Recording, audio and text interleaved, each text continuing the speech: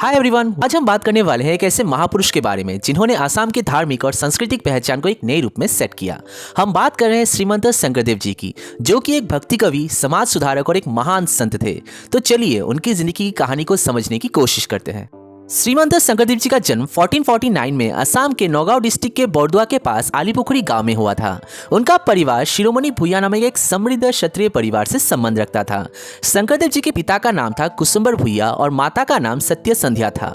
बचपन में ही उनके माँ का देहांत हो गया। पिताजी का भी देहांत हुआ जब वो सिर्फ 7 साल के थे। उनका देखभाल उनकी ग्रैंड मदर खेसुदी जी ने किया था।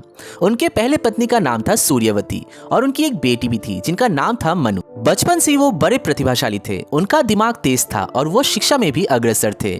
शंकरदेव जी 12 साल की उम्र में महेंद्र कंदिली जी के छत्रसाल डैटी स्कूल में तोलिया नामक एक प्राचीन शिक्षा पद्धति के माध्यम से अपनी शिक्षा प्राप्त की थी। यहाँ उन्होंने संस्कृत और वैदिक शिक्षा प्राप्त की। ये भी माना जाता है कि उन्होंने बहुत ही कम उम्र में भागवत गीता को लिखने और समझने की एबिलिटी प्राप्त कर ली थी।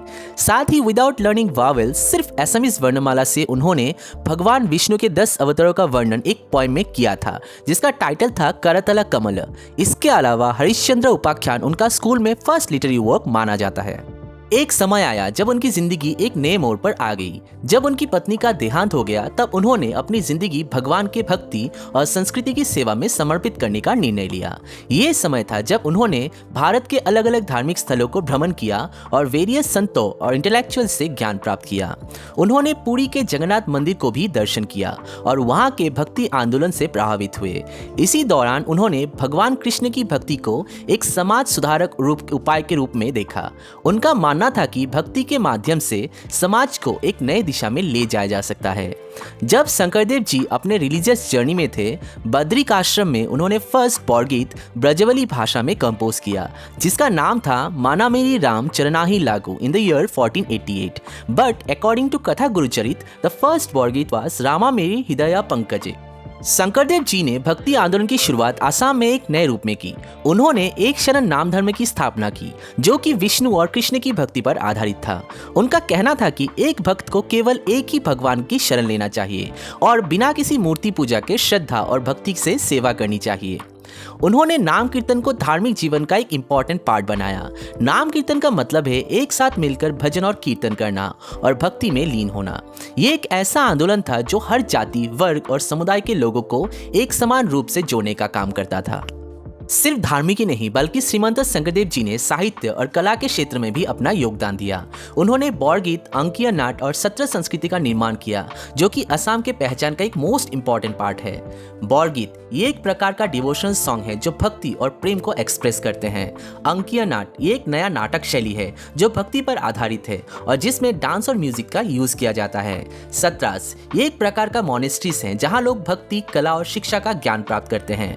15th सेंचुरी में पहला सत्र माजुली में बनाया गया था। ऐसे टोटल 65 सत्रस थे। उनमें से अब 22 सिर्फ माजुली में मौजूद है, बाकी सब अदर प्लेसेस में शिफ्ट किए गए।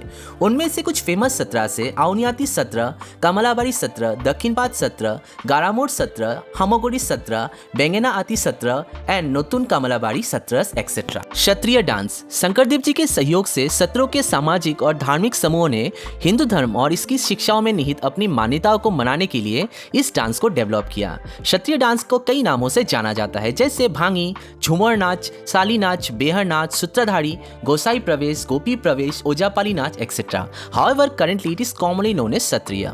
गायन बायन गाने और ढोल बजाने का एक धार्मिक लोक प्रदर्शन है। ये क्षत्रिय संस्कृति का एक मोस्ट इंपॉर्टेंट हिस्सा है और वैष्णवाइट मोनेस्ट्रीज में इसका प्रैक्टिस किया जाता है। शंकरदेव जी ने ब्रजवली लैंग्वेज में कीर्तन घोषा नामक एक ग्रंथ भी लिखा, जो भक्ति और संस्कृत, संगीत और धार्मिक ज्ञान का एक इंपॉर्टेंट बुक माना जाता है। इसके साथ साथ गुणमाला, जो कि एक हैंडबुक है अबाउट भागवत पुराना इन सिंप्लीफाइड वर्जन, इसको हम कैसे भूल सकते हैं। माना जाता है लगभग 1552 का टाइम था। एक दिन राजा नरनारायण ने अपने दरबार में पंडितों और शंकरदेव जी के बीच डिबेट करवाया। राजा नरनारायण ने एक बार दरबारी कवियों से कहा कि वे एक दिन में भागवत पुराण के संपूर्ण 10 कांडों का शॉर्ट एक्सप्लेनेशन दे। जब सभी पंडितों ने कहा कि इतने कम समय में ऐसा करना संभव नहीं है, तो शंकरदेव जी ने चुनौती स्वीकार की और एक रात में ये टास्क पूरा कर दिखाया। भगवत पुराण के 10 अध्यायों को एक सार को एक छोटे सी बुक में एक्सप्लेन करने के बाद उन्होंने इसे एक छोटे लकड़ी के बॉक्स में रख दिया। फिर उन्होंने बक्से को हेंगुल हेताल डेट मीन्स पीले और लाल रंग से रंग दिया। जिसमें एक हाथी को एक घेरे में दबा दिया गया था। उन्होंने इसे भुरुखात हाथी नाम दिया, जिसका अर्थ है चूने के बर्तन में दबा हुआ हाथी। एसामीज में इसका ट्रांसलेशन है हाथी मारी भुरुखात भोरुआ। प्रसन्न राजा नरनारायण ने शंकरदेव जी को सम्मानित किया। उनके विचार और उनका भक्ति आंदोलन असम में एक नए समाज की स्थापना का कारण बना। उन्होंने जाति प्रथा, भेदभाव और मूर्ति पूजा की आलोचना की और सभी लोगों को एक समान दृष्टि से देखने का संदेश दिया। उन्होंने एक ऐसे असम का सपना देखा जो एकता और भक्ति से भरपूर हो। उनका भक्ति आंदोलन असम में नियो वैष्णविज्म के रूप में फेमस हुआ, जो आज भी वहाँ की संस्कृति का एक बड़ा हिस्सा है। आगे जाके उनके विचारों को उनके डिसाइपल्स आगे ले गए। उनमें से उनके फेवरेट स्टूडेंट्स थे माधव देव जी। उनकी बायोग्राफी भी हम फ्यूचर के वीडियोस में लेके आएंगे। Do subscribe our channel for future videos. Srimanta Sankardev ji का देहांत 1568 में हुआ, लेकिन उनका योगदान आज भी असम और भारत के कई हिस्सों में जीवित है। उनका दिया गया भक्ति मार्ग आज भी लोगों को जोड़ने का काम कर रहा है। असम की कला, संस्कृति और धार्मिक जीवन उनके योगदान के बिना अधूरा है। तो दोस्तों, ये था श्रीमंत शंकरदेव जी की कहानी। एक ऐसे व्यक्ति जो कि सिर्फ एक धार्मिक गुरु ही नहीं बल्कि एक महान समाज सुधारक, एक कला के रचनाकार भी थे।